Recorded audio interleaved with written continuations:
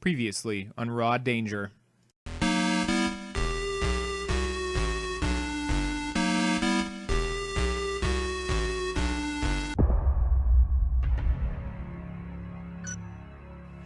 Well, hello again, and welcome back to Nathan Plays Raw Danger. My name is Nathan, and this is Raw Danger for the PlayStation 2. In the last episode, we started a new character file as Amber Brazil. I almost said Amber Blitz. I'm not sure where that came from. We're Amber Brazil. We are currently under suspicion for our brother's mysterious murder. And while we saw a man in a suit flee the scene, the police seem to think that it was us, and have been relentlessly chasing us across the city as it collapses underneath us. We had a brief run-in with our characters from the previous playthrough, as they said they didn't know where we were, and found our way into a construction site, as you see here.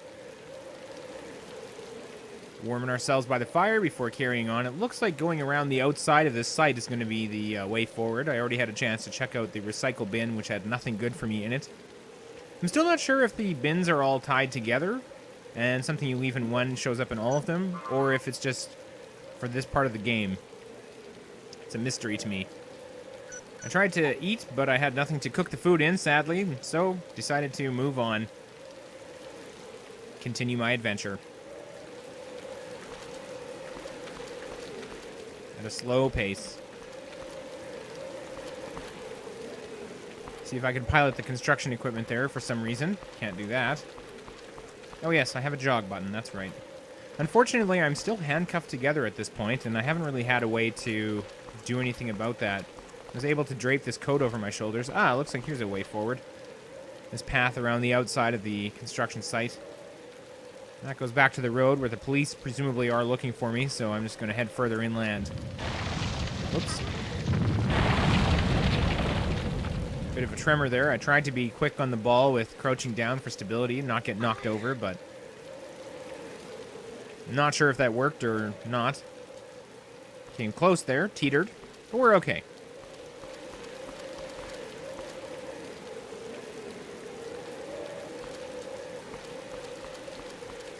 Let's see here.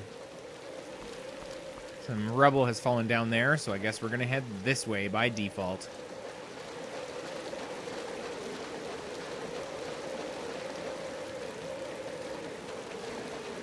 As the water cascades down into that open pit, we're going to try and keep away from that yawning abyss there and see what's down here.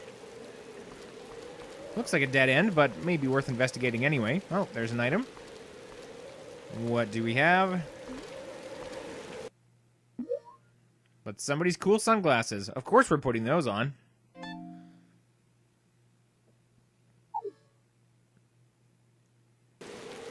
And we look amazing. Totally not suspicious at all. Handcuffs, sunglasses.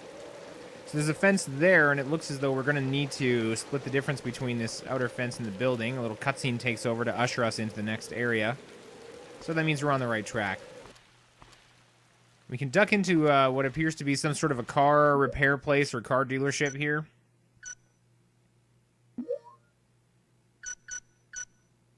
And I decided to check over my items in case I had a hot pad, but it was not necessary because just to the right here was another heater.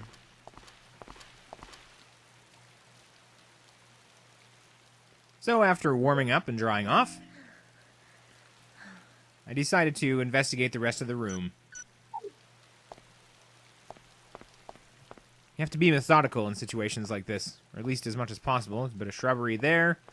Some tables off to the side, I guess where customers can wait or something. And there is something... I thought it was on this table, but it was a trick of perspective. It was behind me all the time.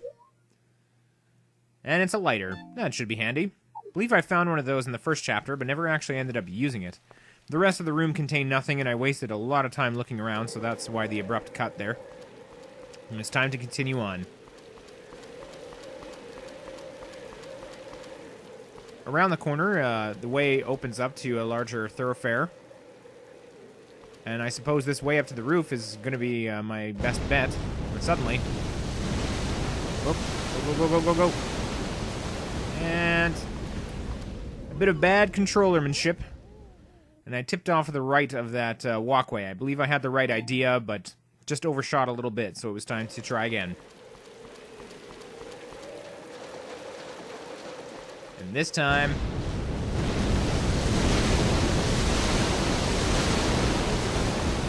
nailed it. There we go.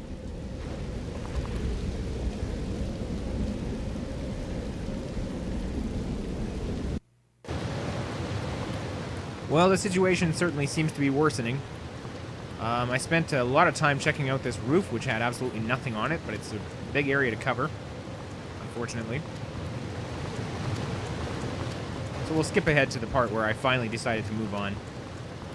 And it looks to be either sort of a walkway over here, which we can get across the street and maybe to a better point and continue on away from this floody nightmare.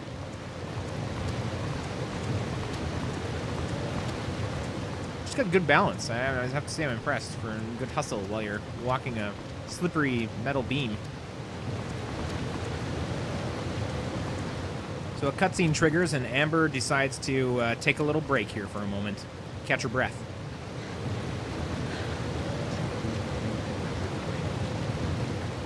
Oh no. How did you do that?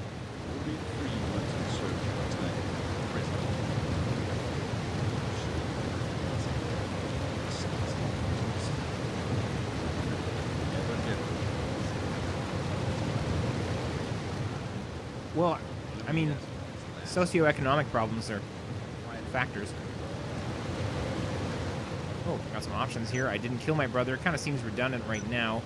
He's already dead, or I didn't know he had money. Although his apartment was pretty nice.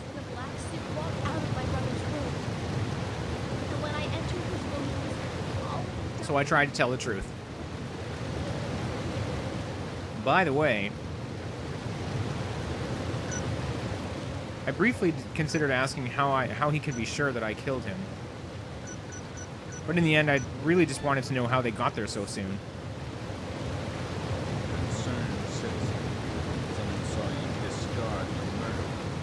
Oh, okay.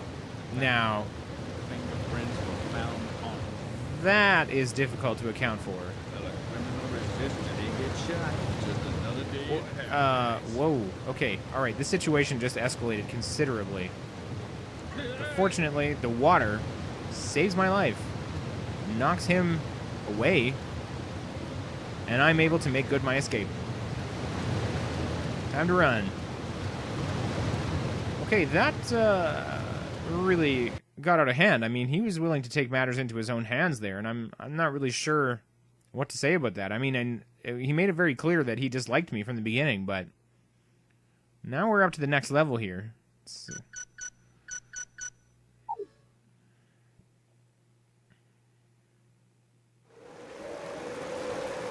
Well, it's 18:30 on day one. We've made it to the downtown station area. And poor Amber. He's just been wading through the floodwaters. We meet a new friend.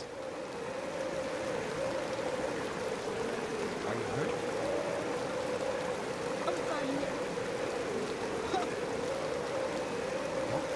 What's that? Your handcuffs. Oh, it's... No, I can explain. Now I get a chance to explain. I'm not a criminal, which is going to be a tough sell. Please don't call the police.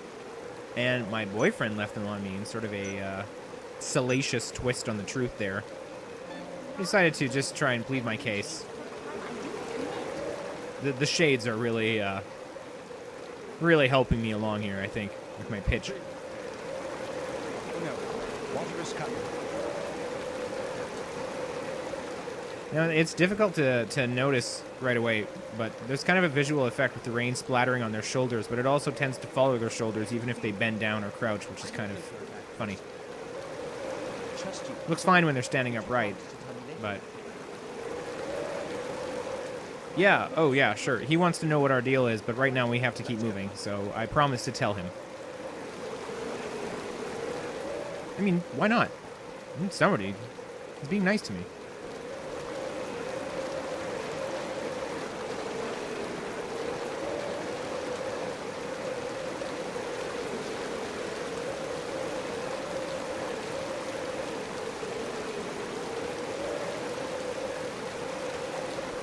So we make our way up quite a flight of stairs here. Amber is not doing so well, as you can see, and is near to collapse. Eventually, very soon now, I'm sure the edges of the screen will start to color in dark, and I'll begin to lose vision and eventually consciousness. You can see my body heat in the lower left corner is very low, and that meter will start dropping shortly. So I decided to use the first aid kit. Use a first aid kit in order to... I wasn't sure how far we were going to have to go. Up this stopped escalator here, which, as Mitch Hedberg would point out, is now just stairs. And, of course, there's a heater not moments away. But it's fine. I mean, whatever. I made my peace with it. Some cops around the corner. Could be tricky. Hold on. There's a police officer. Let's find a place where we can sit down and talk. I remember there was an entrance to an underground arcade across the street. Sweet. An arcade. It's right over there. Maybe the power's still on. I'll distract the police officer. You meet me there. By the way, my name is Aiden Chase. Aiden Chase. Pleased to meet you. You're the fugitive that's been all over the news. I didn't do it. Of course, that's what they all say, Amber. Talk about it later. I'm going.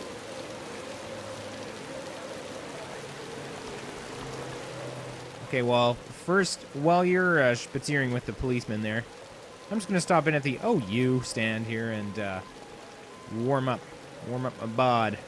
Take a quick look around to make sure there aren't any items that I'm missing. And there may still be, but nothing immediately obvious. Now that I'm nice and warm, it's time to head across the street. We'll take the stairs here. Seems like the slightly better way. There's a couple of policemen down there, and there's Aiden chatting with one of them. I'm going to go down the backside just to try and minimize visibility. And then that arcade is just up on my left. Is it safe? A quick look there. Looks like he's occupied, facing the other way. And now there's Aiden. All right, I'm going to make a break for it. Into the arcade. Perfect.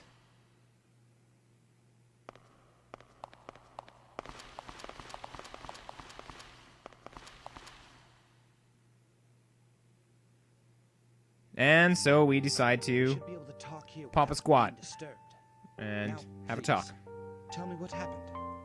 My brother was murdered. I went to visit him at his apartment. When I arrived there, it was too late. He worked for a company called NorCal Pharmaceutical. NorCal Pharmaceutical is a big company. We've both been so busy, I haven't seen him for a while. Then I received a phone call from someone at NorCal. I don't know why, but they told me to go to his apartment. When I got there, I found my brother dead. Did you find or see anything unusual? Well, So in the course of this conversation, we've discovered that Big Pharma is involved, of course. I saw a man dressed in And I have a few options for what I can tell him about. I saw a man dressed in black. Sierra Young. The Sierra Young was the name that he mentioned, as you recall. Suspicious. Well, And as it turns out, I actually get the opportunity to go through each one of these options and explain the whole story. but the tub wasn't full yet. Water still running, still hot. Then he was killed. Well, right after I got to his apartment, the police came. So someone obviously reported the incident. Not sure how to account for my fingerprints apparently being on the knife, My fingerprints were found on the murder which we're about to mention here. So they found the murder weapon. Yes, they found it in the courtyard in the back of the apartments. But you don't know anything about it, right? But I mean, you were there, viewers. I feel pretty confident I had nothing to do with it. Based on what you've told me, you're clearly the murderer. Hey, How can you say that? But I trust you. It's just the evidence is very overwhelming. well... What are you going to do?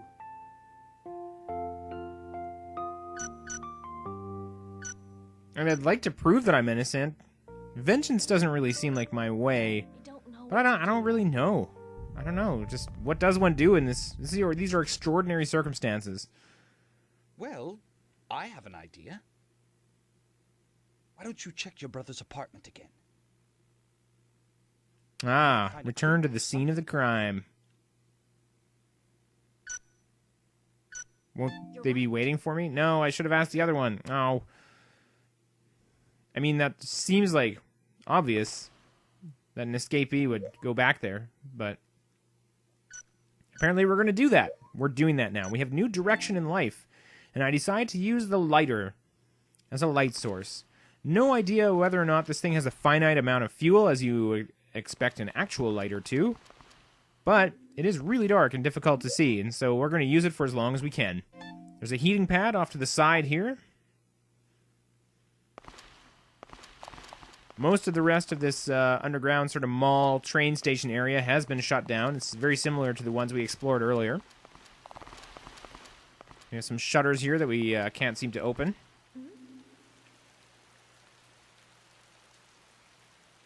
This is where it's times like these where I feel like this game could veer off into like horror at any second, but it doesn't.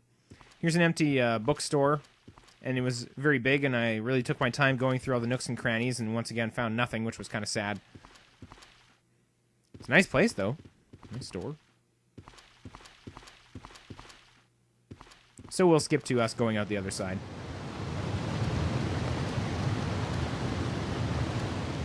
Well, once again, it looks like going around the outside is going to be our... Oh, I guess actually the path is out there, but we'll head in this direction and see how far we can get. Oh, and there's some stairs. That's handy.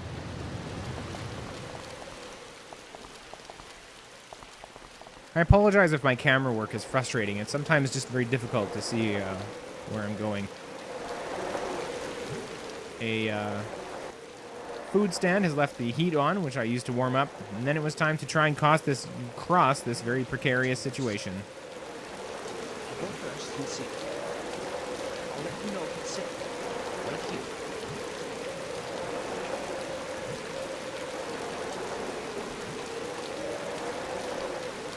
Great. It's pretty safe. Yeah, sure. Your test looks legit there. Just kind of... It's probably fine. Right. Come on over. Be careful.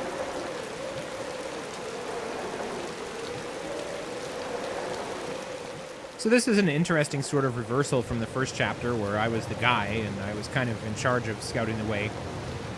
Well, the girl followed, and now I'm following.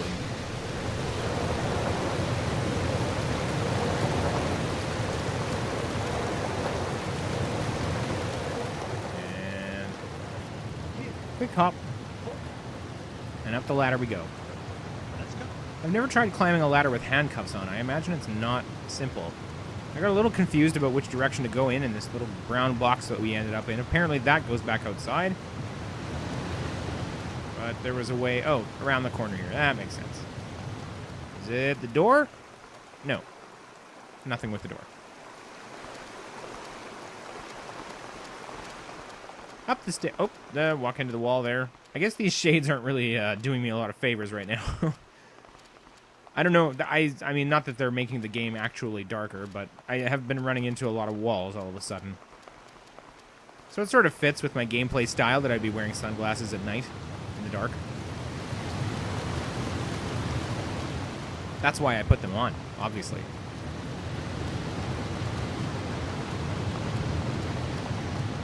We got up into a new sort of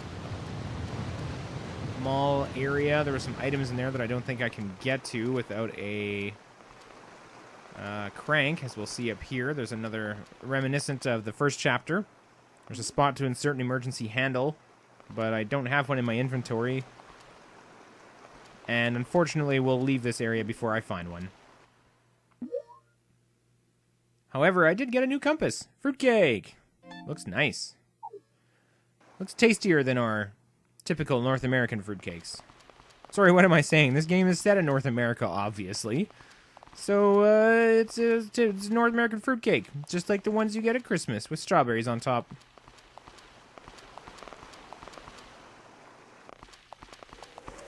From there, it was time to head back outside. We're up to street level again. Seems fairly stable. Seems clear of policemen, so that's nice. And an area transition. Update. City still suffering. Monumental rains threaten to flood and collapse Hudson. Poor Hudson.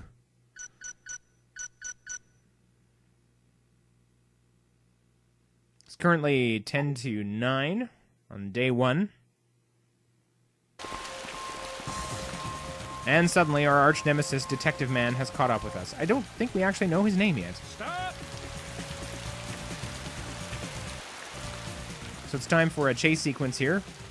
I'm going to pile on the speed, and we're going to run together. He's just behind us. You have to dodge the cars there that you can't quite see coming.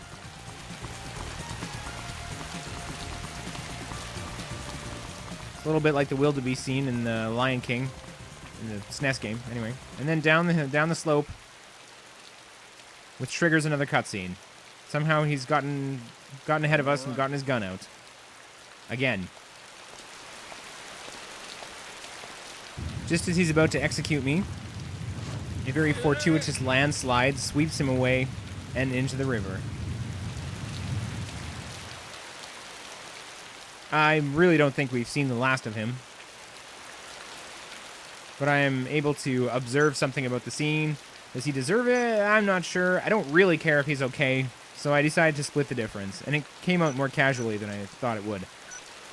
Well, you can't get me now. I feel sorry for you, but you're right. Aiden sympathizes. Man, whose side are you on, man? So with that, our quest continues. We'll get off the mudslide area there and head back into the city proper. Now, you might recall early on in these recordings of Raw Danger that I'm doing, I mentioned that I had played this game a bit about a year ago. I played the first chapter and a bit of the second one. And if memory serves, I'm now further at this point than I've ever been. So while the first chapter and up until about now, I did have a little bit in the back of my mind of what was going to happen in some cases, from here on out, I'm playing blind. Just so you know. Just FYI. Anyway, we head into another underground station area here. Looks like some shelter from the rain, and maybe we'll find something useful.